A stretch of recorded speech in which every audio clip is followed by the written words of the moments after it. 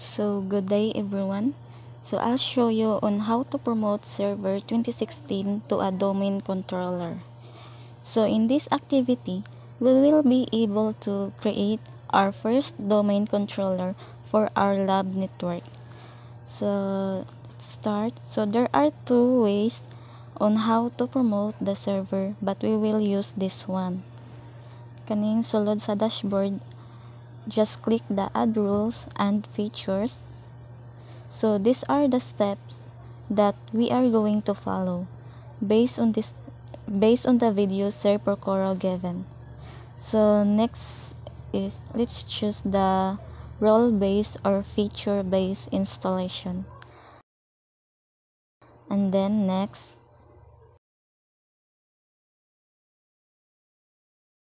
select the server from the server pool. Then next, so here we have to click the Active Directory, then add feature.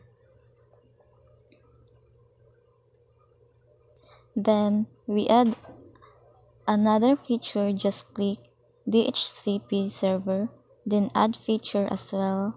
So we added two rules. So then just click next, and then next, and then next, and next, then just install. So this part is need lang jud ta magpaabot og taas hangtod mahuman na siya. And then ikatlak na to diri nga part, and then it's done. Then i-close lang. So the first part is done. So lahi na sa, so balik ta sa atong dashboard, and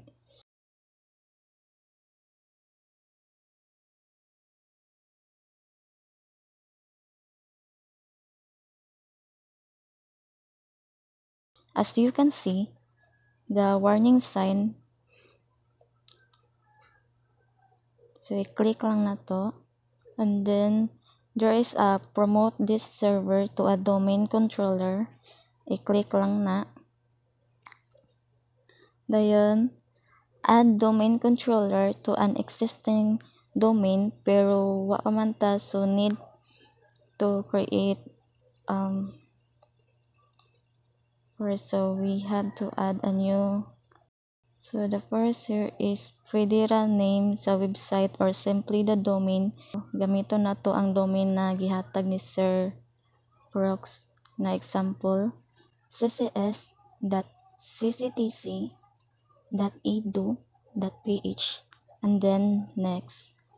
So dire pangayuan tag password, pero ang atong i-password is same lang gihapon sa atong admin.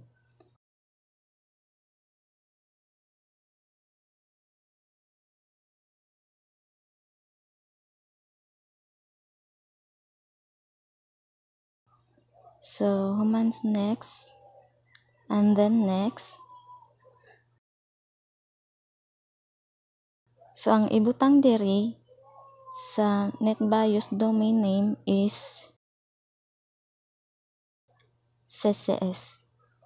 Nang since given naman siya. Then next.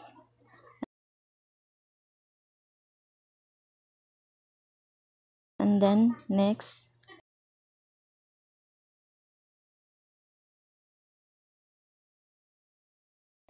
And then next. Then okay, paabot lang ta for the request set to be installed.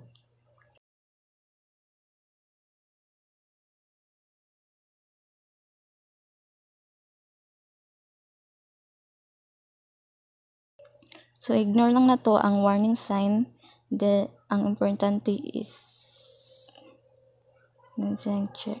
Then so mao ni ang second part sa pag-configuration. Paaboton lang nato hangtod sa mahuman siya. So as you can see here, we have the pop-up message installation, and then the system need to be restart. And then ikahuman og restart, makita na to kung unsa atong gi-install.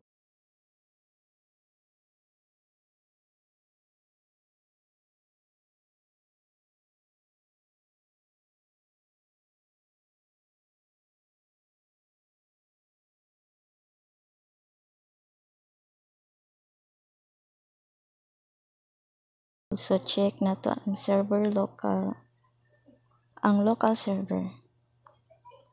Ang makita na to ang domain kay ccs.cctc.edu.ph. So okay na siya. And after na, click na sad na to ang notif or kanang warning sign diha. Then click complete -dc1 configuration. Then just next.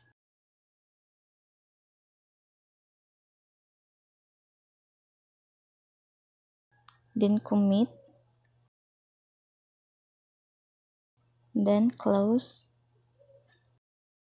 So okay na siya. Notif. So it means functional na atong server. And so that's all. Thank you for watching.